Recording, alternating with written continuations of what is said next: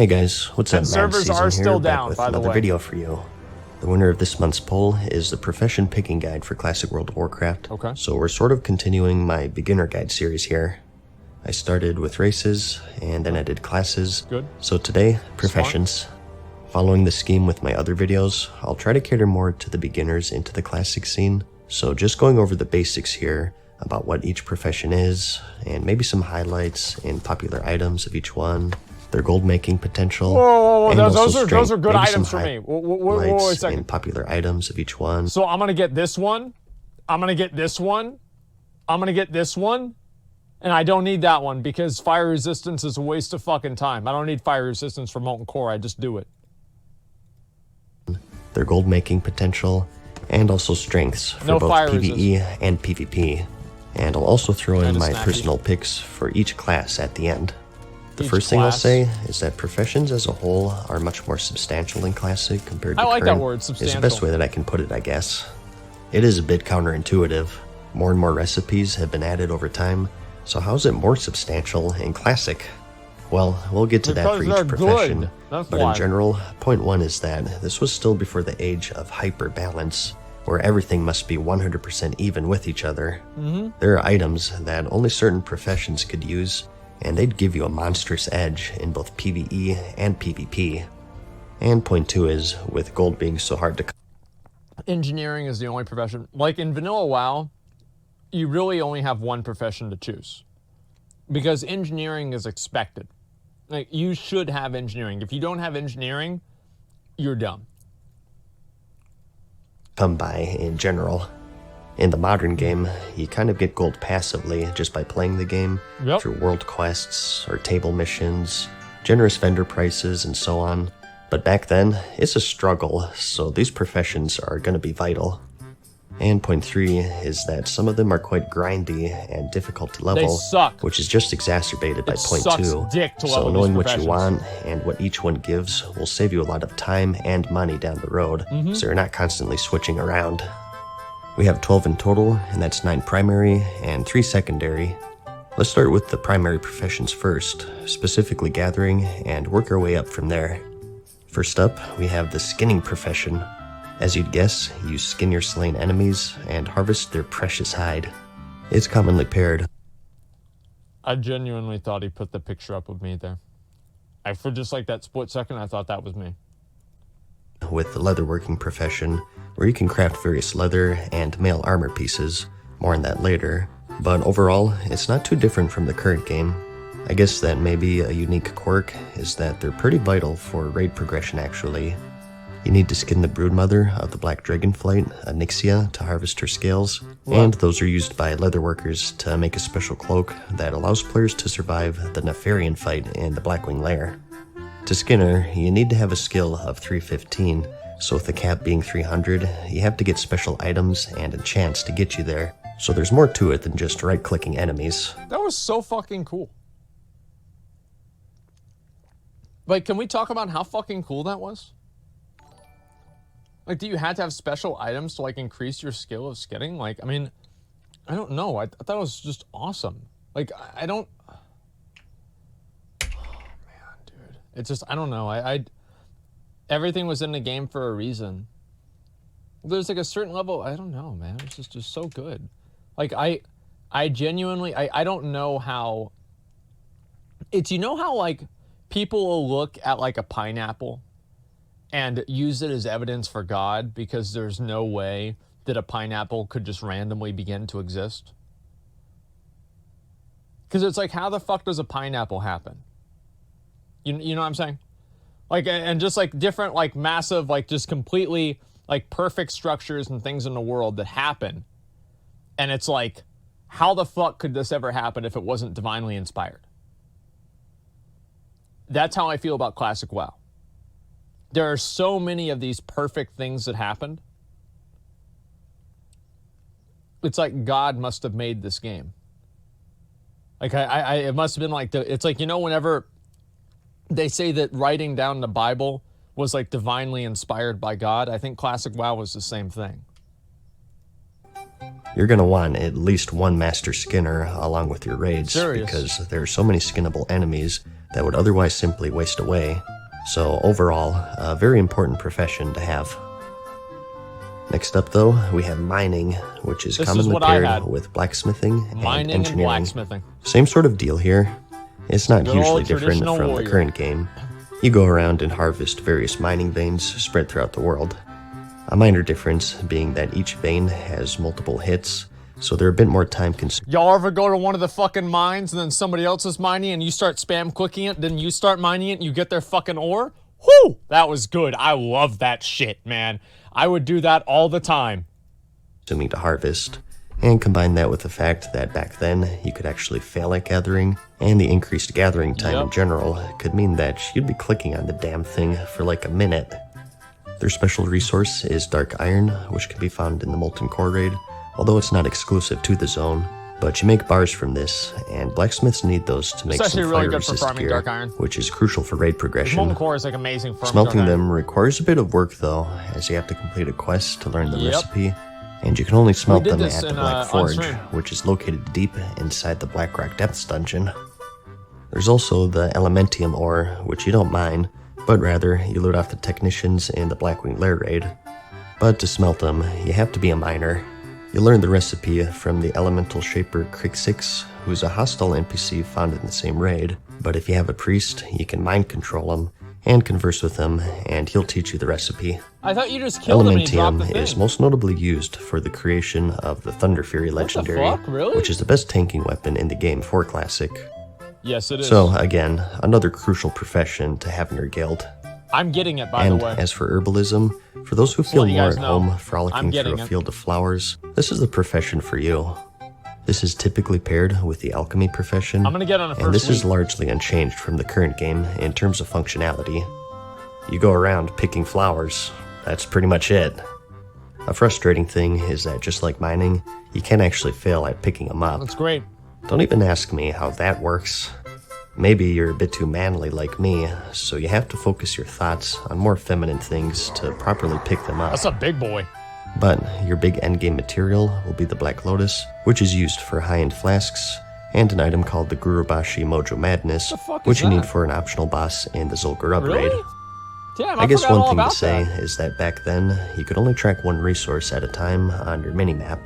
Either herbs or mining nodes, not both. So for those who want double gathering professions, you may be better off just grabbing skinning as a second, unless you feel like constantly switching between herbs and veins. Yeah, it's awful. Next, for the crafting professions, let's just go alphabetically here, starting with alchemy. With this, you of course make a variety of consumables to aid you in your adventures, and you have 3 types, and that's potions, elixirs, and flasks. Potions are a bit overpowered in Classic because you can use multiple ones in battle actually. In the current game, you'll notice after using a potion, the cooldown only starts ticking after you've exited combat. It's why pre-potting before pull is so important, but in Classic, the cooldown starts regardless if you're in combat or not. I kind of like that, but I kind of didn't. And you have the stuff that you'd expect. It's hard for me to health say. potions, mana potions, rage potions for you warriors out there, and potions to absorb certain elements. Fire, nature, and frost are going to be the biggest ones for PvE. You also have free action potions, which are abbreviated to FAP, which breaks and provides immunity to stuns and snares. Extremely crucial for PvP. You have potions to remove curses, diseases, poisons, potions to increase armor, and it goes on and on. I actually have those ready for something. As for the elixirs, these are more long-term effects. The lesser ones, at least. This was also before Blizzard distinguished between battle and guardian elixirs, so you could stack multiple offensive and defensive buffs. Typically, if they didn't provide the same stat increase. For example, you can stack an elixir of the mongoose with the Winterfall Firewater, but you can't stack a greater agility with a lesser agility since they're the same stat. And you also have flasks, which you can only have one active at a time, just like current. Imagine if you could have all 3 flasks on at the same time. Mana, immunity, but root and pacification, spell damage, and health. These take quite a large amount of materials to make, and they're only craftable. Wait, so what was the damage flask? Like, I'm trying to remember quite a large amount of materials to make, and they're only craftable at special what was the alchemy damage labs. flask? In vanilla, only found in the Skullman's dungeon and the Blackwing Lair raid. Titan so you don't die? Yeah, okay, so you don't no one use thought it prudent to, There build a isn't one. lab that isn't Looks like the surrounded by mongoose. monsters. Yeah, that's about it. So That's some may OP find as fuck. that Isn't it like annoying. 2% crit or I something? personally think it's kind of neat, fucking and insane. it adds a bit of flair to the profession.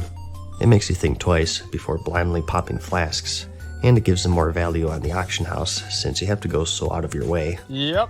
You also, of course, have the power of transmutation, so you can play God if you want to. You can transmute essences, air to fire, fire to earth, earth to water, and so on. Mithril bars to true silver, iron to gold, thorium bars to arcanite bars. Arcanite bars, of course, being crucial in the creation of the legendaries, sulfurous. My mom was a transmute master, and I remember she was so fucking happy, and this is during BC, whenever she transmuted a primal might, and it procced to 5 primal mites. Like, I mean, that's basically like, just imagine printing 500 gold in Burning Crusade. It just procced to 5, and she was like, "Oh my god, oh my god, oh my god, oh my god, oh my god!" And I remember she would like want me to like give her materials to like transmute stuff, and she was really, really into it. The Hand of Ragnaros and Thunder Fury, as well as other powerful items. I need to make that The line. catch is that these try and make that on week transmutations 1. have a 2-day cooldown, and they all share with each other. Actually, week 2. The good side, though, don't is really care that it about week creates a 1. market That's for one just level. your cooldown. A common practice back then was for someone to there's no way supply it's the gonna happen on alchemist week with 1. I didn't do materials that. for a Week 1 of being transmute 60. and some gold to essentially buy their cooldown. So, it's essentially a lazy man's way of getting gold. All it takes is a click of a button and a bit of social interaction, which I know is scary. That's but the if worst that part. fails, you can always just buy materials off the auction house That's and what I sell do. whatever you transmute for a profit. Overall, it's a pretty powerful profession for raiders. You can just buy all of the stuff on the auction house. They're not soulbound, of course, so if you're looking to min-max, it's not 100% essential to have alchemy. It'll just save you a ton of gold in the long run, and you'll even make quite a bit at the same time.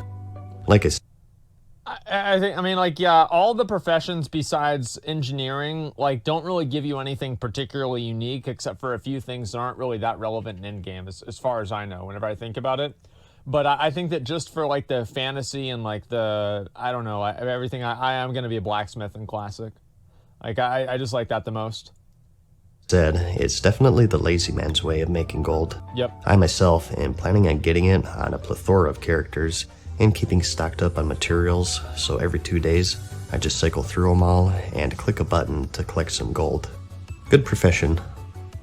Next, we have blacksmithing. The best one. This is your weapon and mail and plate armor profession, and it's a pretty common choice for the heavily armored paladins and warriors. In vanilla, as a Sure. blacksmith, you have the option in specializing in certain areas. You can either be an armorsmith or a weaponsmith, and if you're a weaponsmith, you can specialize further Axe into either maces, specialization? swords, or axes. Yep. And for all of this, you have special exclusive recipes. That was so fucking cool. Here's some examples of some weapons you can make as a weaponsmith. Yep. More useful for that early endgame, of course. Feel free to pause if needed here. And here's some axes you can make as an Stuns axesmith. the target for 8 The seconds. Arcanite Reaper is one of the best, if not the best. Nightfall is like the main item, man. Like, this is actually so useful because it makes your target take more spell damage, right? So it just helps the casters in your raid a lot. Early two-handers in the game. That's right. And you'll see a lot of axesmiths running around just for that. Arcanite Reaper and is it'll fucking definitely be a hot ridiculous. seller in the auction house. That's what I'm gonna do. Quite expensive to make though, requiring 20 of those Arcanite bars that alchemists make. They can also make the Nightfall Axe, which is highly sought after for its debuff. Typically used by off-tanks, I believe, to Yep. maximize the raid damage. Yep. As for hammersmiths, they don't have anything too crazy really, and that's because the specializations Those for are maces stupid. were stuns back then. Yeah, People they're wanted stupid. axes or swords mainly, because those gave increased crit and extra swings Yeah, you're for rogues and goddamn warriors, whereas the mace stuns were really only handy for PvP. And here you have your swords. I think the most popular one here is the Sage Blade, but this won't be I don't even know available until anybody that Phase uses that. 5, since they originally released quite late really? in Vanilla's Wow. lifespan. Armorsmith has a little didn't more know that. viability past that early endgame gearing, as they have some pretty powerful recipes. The Lionheart helmet and the Titanic leggings are two of the more popular ones, as they're incredibly good for DPS plate. Maybe I should just However, do that just like the instead. Sage Blade, keep in mind that not everything is going to be in at launch. They specifically mentioned the Titanic leggings, in fact. Because they're OP as fuck, right? And you also have all of your Dark Iron plate. Back then, you needed fire resistance for the Ragnaros fight in the Molten Core, or if there was a 3-minute mage in PvP or something, and through some quests and rep grinding, you can get plans for the Dark Iron gear, which has a ton of fire resistance. It's going to be crucial for that early raiding, so you'll be a valuable guild member if you get all the plans. Other key items will be your Sulfuron Hammer, which you need for the Hand of Ragnaros. I need this, guys. You can also make Sharpening Stones and Weight Stones, which are buffs to your weapons. It's a 2% this is more handy really for good. Alliance players because the Horde want that Wind Fury. Wind Fury, of course, being a buff that only Shamans have. It puts a buff on your main hand, so you don't want any stones blocking that. Yeah, obviously. And keys are also going to be your best friend. Sometimes you'll find yourself without a rogue in the group, or maybe you have one and they just haven't leveled their lockpicking, and in certain dungeons, you'll have these locked doors blocking your path, or locked chests taunting you. These keys can be a lifesaver and make your group members quite happy. All in all, Blacksmith has some pretty good potential for... There's one time I opened up a chest with a fucking key, and then somebody wanted me to roll on the items that came out of it. Yeah. Gold making, but it requires a lot of time farming the materials and luck getting all of the good patterns. For the high-end stuff, you really have to put some effort in, but if you do it, and the earlier that you do it, the more you'll make. Yeah, and they have some options for some steady gold too. Remember those Sharpening Stones and Weight Stones that those I are really mentioned good. earlier. Holy shit. Again though, that's going to be more favorable to the Alliance. I'm going to have to use that. And you can also make Enchanting Rods, which enchanters need, so those will always be a good earner as well. But next, we have the Engineer.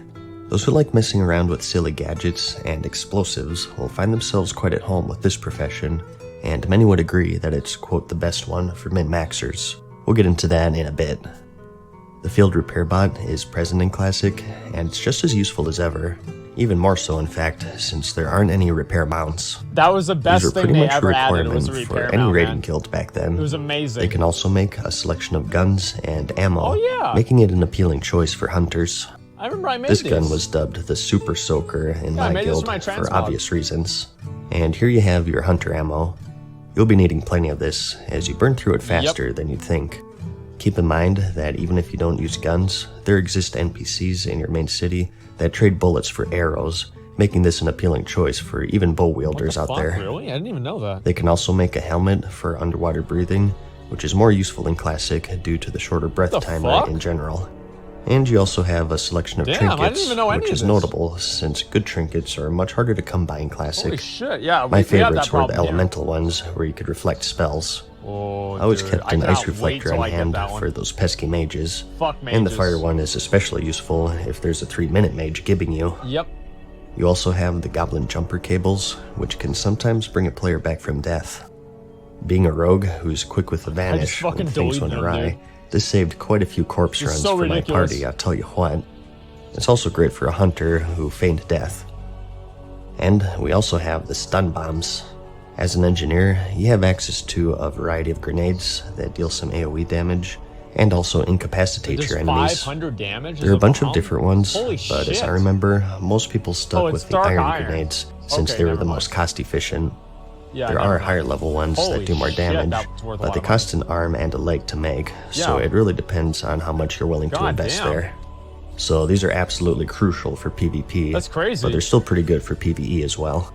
It's a PvE music? Yeah, it's the Act 1. And you also have the Sephorium charges, which are equivalent to the Blacksmith keys, just a little more brute force.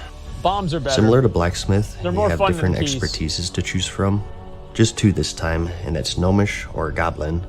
Gnomes focus more on gadgets, such as the Mind Control Cap. This can sometimes mind control a humanoid target, including players, and other times it'll do nothing, or you'll be mind controlled to them.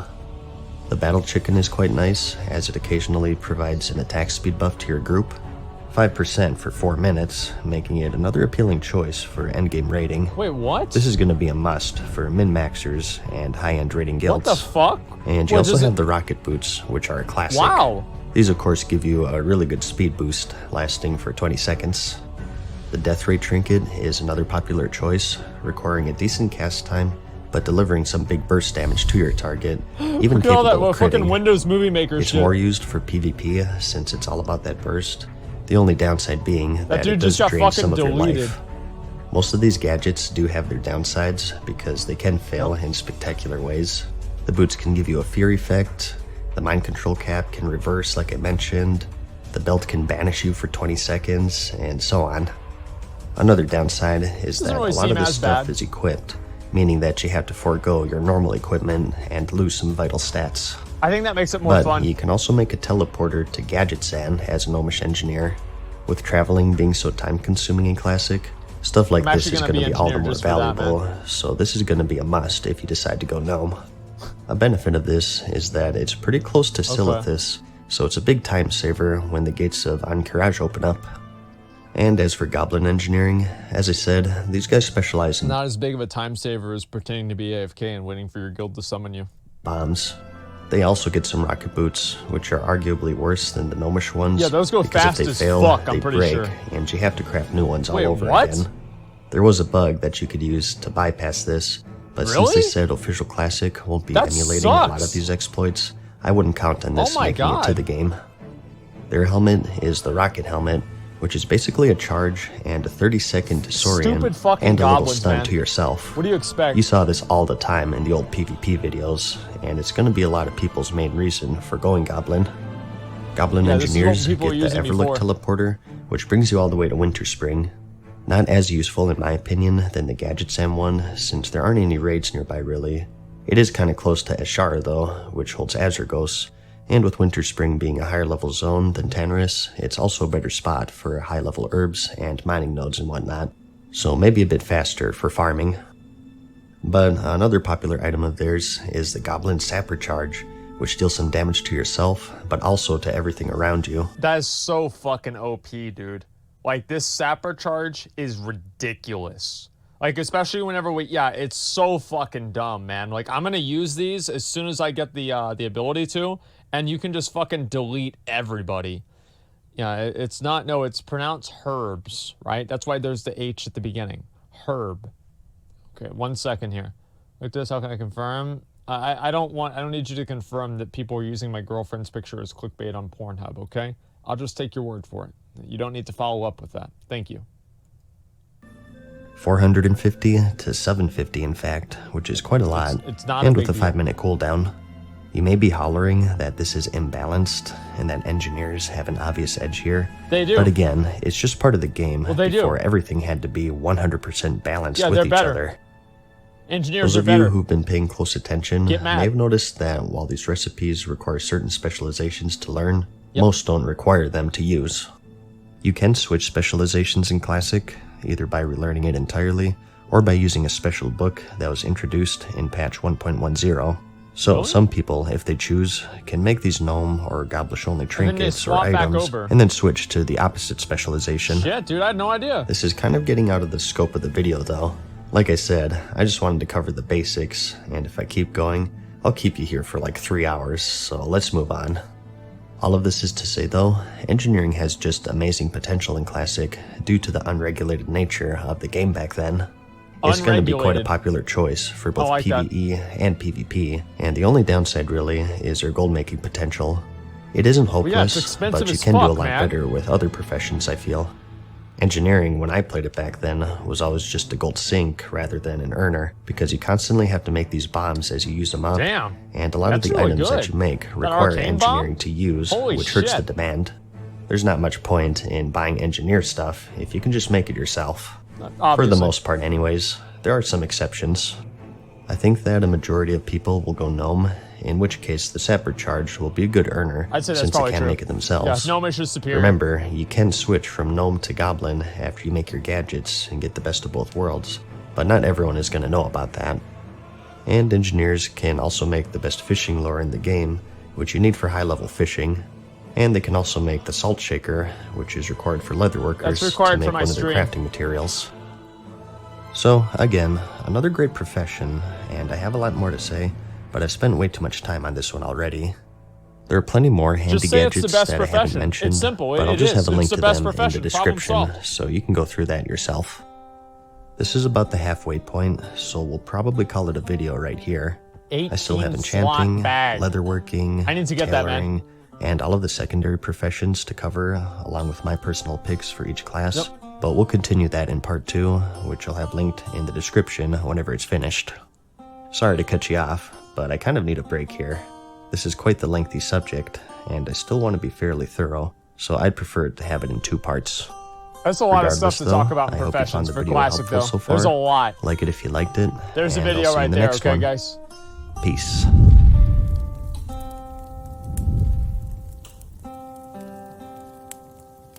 Farewell for now, mortals.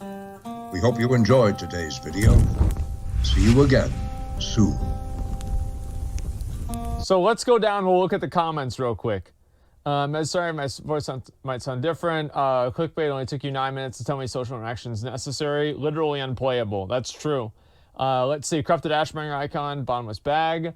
What is this here? Should I pick gathering professions to make some money? You should never worry about making money in Classic WoW, okay? The way that you make money is you just play the game and you just do things to make money. Like, I don't worry about making money. It just kind of happens. And if I don't have money, I just wait until I do have money.